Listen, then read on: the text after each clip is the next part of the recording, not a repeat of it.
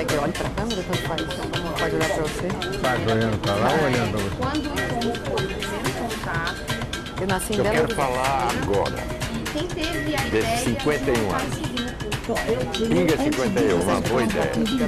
Eu quero falar que estou muito contente, porque Na faculdade, nesse tempo, tínhamos uma efervescência cultural, se falava de poesia, de filosofia, de literatura, etc. E essas conversas se estendiam até o Paribar, ali na praça da Biblioteca Mário Andrade, e foi lá que eu conheci o Zé Celso. E nós conversamos muito a princípio, por incrível que pareça, de música popular brasileira, de nossas cantoras preferidas, das coisas daquela época. E finalmente chegamos ao teatro. Aí, quando o papo chegou no teatro, a gente não desengatou mais. Houve uma afinidade muito grande e nós começamos então a pensar em fazer um grupo de teatro na Faculdade de Direito. Então a primeira oficina que teve foi o grupo de oficina amador, não profissional, que existiu durante o ano de 58, 59 e 60. Finalmente, em 61, quando a faculdade terminou, nós tínhamos que decidir por profissionalizar e decidimos pela construção ali do teatro onde até hoje está a oficina, na Rua Jaceguai 520. Tinha uma aluna minha, que eu falava muito de teatro, ela era muito inteligente, uma aluna minha no ginásio.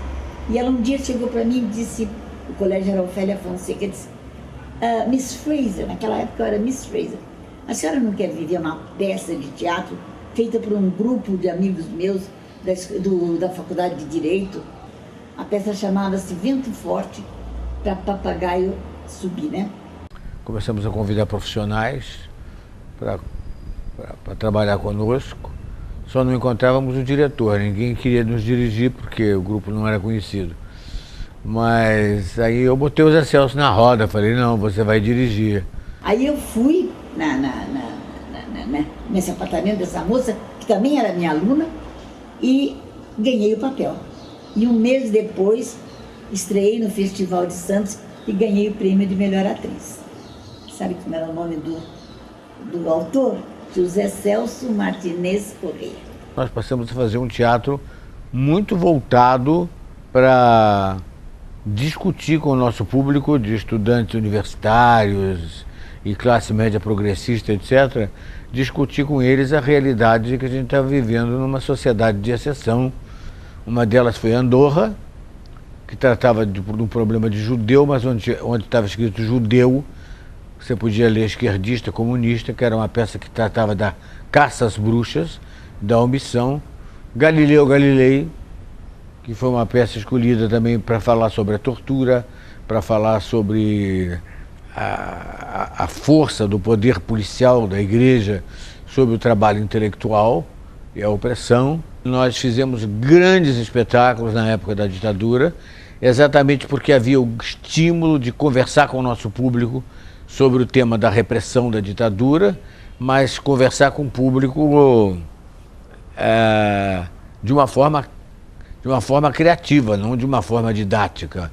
Porque uma coisa foi muito importante na oficina, nós sempre falamos em cena daquilo que dizia respeito a nós e o público. Nunca foi arte pela arte. O Zé Celso, o Renato, o Fernando Peixoto, eles todos tiveram que sumir, porque estavam procurando eles, né? Ficou o que eles chamavam, ficou a Ítala Nandi, o Chico, ficamos tomando conta da oficina. Fugimos os três, né? Tudo isso porque é uma peça que era sobre o problema familiar, uma peça russa, em primeiro lugar era russa, era de um escritor russo de esquerda, que era o Gorky, e terminava com a Internacional Comunista. Não como propaganda comunista, mas como augúrio daquilo que aconteceria anos depois na Rússia. Por causa disso a gente ficou fichado e eu tive de fugir durante 2 meses para depois voltar para São Paulo para prestar depoimentos com advogados, mas quem nos salvou mesmo da barra dos militares foi Cacilda Becker. Cacilda Becker é que era a mulher que, sabe, ela tinha o dom de enrolar os generais. Então ela conseguia muitas vezes coisas que os advogados não conseguiam.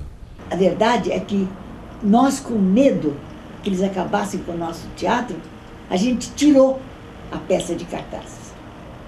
Vocês vão ouvir outras histórias. Vão dizer que foram eles que fecharam. Não, realmente a gente tirou de cartaz, porque aí começaram a perseguição. A peça era uma peça russa, a Pequenos Burgueses de Máximo Gorki.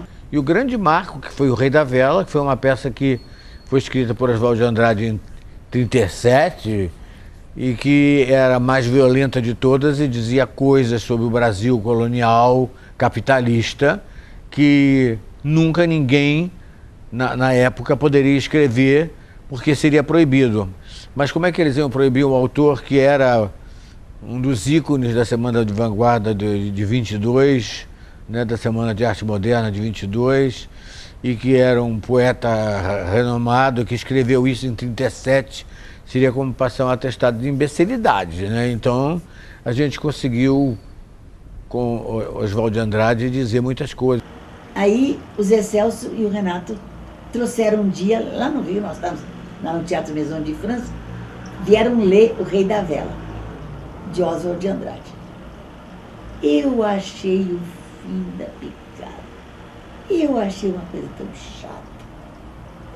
Estou confessando, né? Eu achei uma coisa tão chata, mas naturalmente eu não estava nem imaginando que o gênio do Zé Celso ia fazer do Rei da Vela, né? O Rei da Vela estreou dia 19 de agosto de 1967. É uma data revolucionária, porque a gente trouxe de volta Oswald de Andrade, que estava esquecido. E ele trouxe de volta, ele foi a antena que ligou Plínio Marcos, Glauber Rocha, Caetano Veloso, Hélio Sica, que tirou o quadro na parede e vestiu, Zé Vicente, que fez uma revolução teológica. O Rei da Vela trouxe a importância da cultura indígena, principalmente da cultura antropófaga.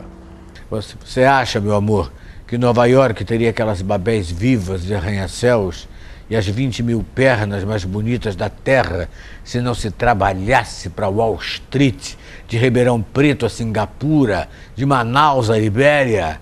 Eu sei que eu sou um simples feitor do capital estrangeiro, sou um lacaio se quiserem, mas eu não me queixo. É por isso que eu possuo uma lancha, uma ilha e você, meu amor. O Zé Celso queria fazer Galileu Galilei, né? A peça que ele queria fazer. Aí eu falei, Zé, eu vou pedir para parar. Eu estou muito cansada. Nós construímos 2 teatros, essa viagem e tudo. Aí o Zé Celso olhou para minha cara e disse, você não vai voltar. Eu falei, claro que eu vou voltar, não. Eu vou voltar, nós dois resolvemos. No momento que nós chegamos em casa, Boal, que era da Arena, me telefona para convidar para fazer uma peça com ele. E eu aceitei. Aí me tornei freelancer.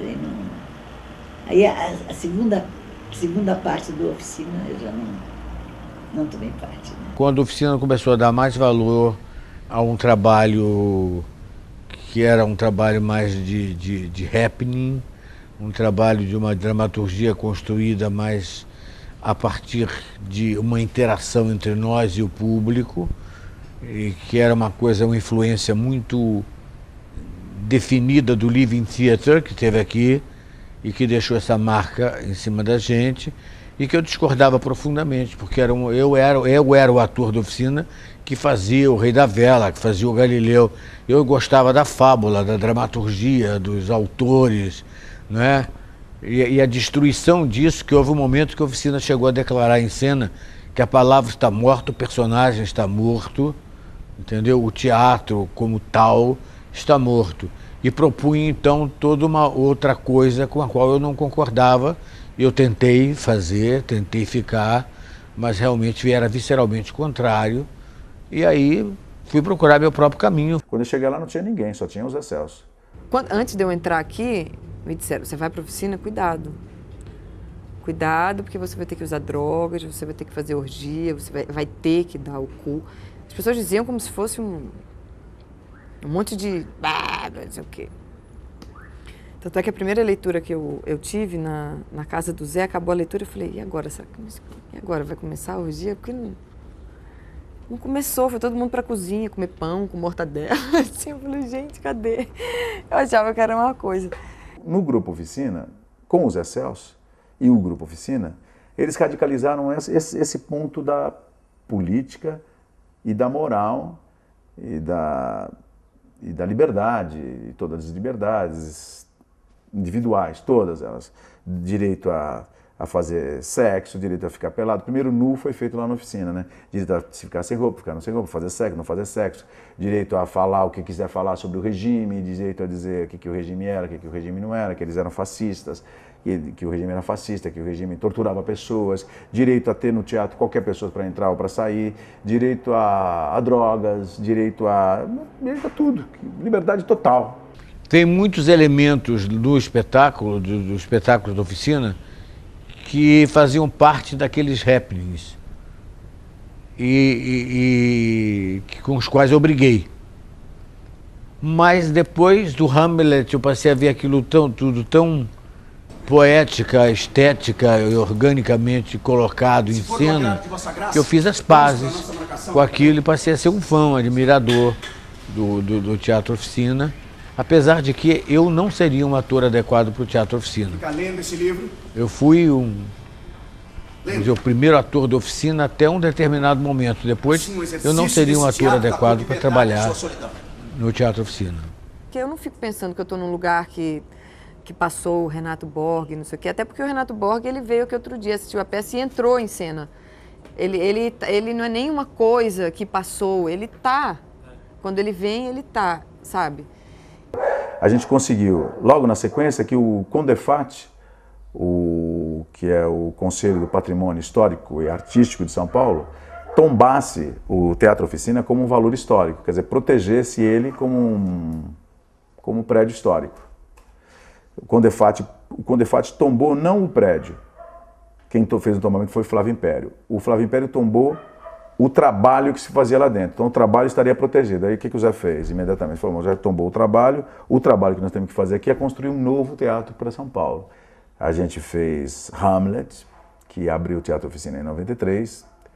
A gente fez As Bacantes, De 80 até 2000, o que aconteceu nesse período? Nesse período, ao mesmo tempo, a gente tombou o teatro, desapropriou, construiu um novo prédio e começou a montar o teatro como está hoje, como que vocês veem hoje. E montar também a companhia para trabalhar nesse dia de hoje. Eu entrei em 97, num momento que a companhia estava se renovando completamente. E se renovando significa passando até por uma morte. Porque muitas pessoas dessa geração do Marcelo Drummond, que inauguraram esse teatro com Hamlet, a Denise, o Pascoal, a Leona, quando eu entrei, eles estavam saindo do trabalho diário. Eles voltaram depois, fizeram outras peças, mas esse trabalho diário de uma companhia, eles estavam saindo. Então, eu cheguei e falei, nossa, mas aquelas peças que eu vi, o Hamlet, Bacantes, de repente, eram umas reuniões assim, o que fazer? Sabe, o que fazer? Por que motivo sair da oficina? Eu não acho que eu saí da oficina, não. Eu acho que eu fiz o seguinte, eu acho que é do meu espírito, da minha maneira de ser. Eu estou, evidentemente, afinado com essa maneira de ver o mundo, com essa maneira de libertar, de fazer as coisas. E essa maneira afinada de ver o mundo, de ver a liberdade, de ver a criação, essa maneira também me coloca como uma pessoa também que estou trabalhando a favor da oficina, mas não é do oficina que eu estou trabalhando a favor das coisas que eu acho importantes para todo mundo. Que é a companhia Teatro Oficina Usina Zona agora no final de 2009? O que está acontecendo com essa companhia? Sabe? Isso é uma coisa muito importante, porque a gente está num limite, a gente tem que dar uma virada. A gente está de novo numa fase dessas de mudança, de salto.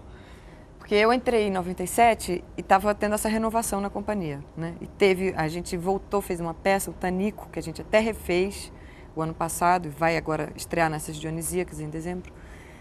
Mas foi uma peça que voltou, um trabalho de coro, foi de novo uma formação E esse coro do Tanico virou o coro de Cacilda. E esse coro de Cacilda virou a protagonização do Boca de Ouro. E essa protagonização do Boca de Ouro assumiu a companhia em 2000 e falou, vamos fazer os Sertões. E os Sertões já mudou. A companhia mudou completamente nos Sertões. Além disso, nos Sertões a gente radicalizou e começou a trabalhar mesmo com muita gente que não era ator, com gente de todas as raças, de todas as classes sociais, com sobrevivente do Carandiru, com gente que foi preso por racismo, de tudo junto. Tem quem tá e tem quem não tá. Entendeu? Pô, se você for lá ver a geração que está lá na oficina agora, eles são fantásticos, cara. Outra geração, mas são muito bons. Muito bons para agora, para o tempo que a gente está vivendo. Aqui na oficina, principalmente, nós fazemos carnaval 365 dias do ano. Nós realmente cultuamos o inverso. Transformamos o inverso tabu em totem. Carnavalizamos nossa vida. Que o povo brasileiro está numa ascensão cultural muito grande, que veio do carnaval, que veio da antropofagia, que veio dos índios, que veio do culto africano dos seus ancestrais, que permitiu que nós tivéssemos uma cultura contemporânea. O Zé está num momento maravilhoso, ele está passando a bola. Ele está passando a bola, assim, a gente tem que ser muito esperto, porque ele está passando. Porque existe a tecnologia que passa, mas existe a cultura oral que passa, existe, a gente tem que, sabe, eu acho que a gente tem que espelhar muito nele, nos ouvidos dele, nos olhos dele, para continuar, para continuar trabalhando, para continuar criando, para inventar outras coisas. Eu não sei o que vai ser. Mas tem que ser. Quando um homem, um poeta, um artista toma o poder, a cultura está na mão do homem, está na mão do artista. E a cultura, para nós agora, é o mais importante. Porque não é a economia que é a infraestrutura. Eu discordo de Marx, porque Marx entende capital. E entende de vida também, mas na teoria ele estudou foi o capital. Mas a infra é a vida. E a cultura é a cultura da vida, quer dizer, a cultura pela educação, pela saúde, e pela natureza, e pela liberdade, pelo sonho, pela crítica, é cultura. Enfim, é cuidar da vida. E nós aqui cuidamos muito bem da vida e tentamos potencializar o ser humano, não é para isso. Nós não queremos dar emprego, nós queremos dar trabalho, criação, que a pessoa ganhe dinheiro e ao mesmo tempo ela se realiza como ser humano, né? É isso. Então eu estou muito contente por esse momento da minha vida, da oficina fazendo 51 anos, eu estou com 72 anos, vou fazer o Sócrates daqui a pouco e eu vou me despedir porque está na hora de eu me concentrar e fazer a peça. Merda para vocês e aproveite a geração, aproveite meninos, porque vocês estão com tudo.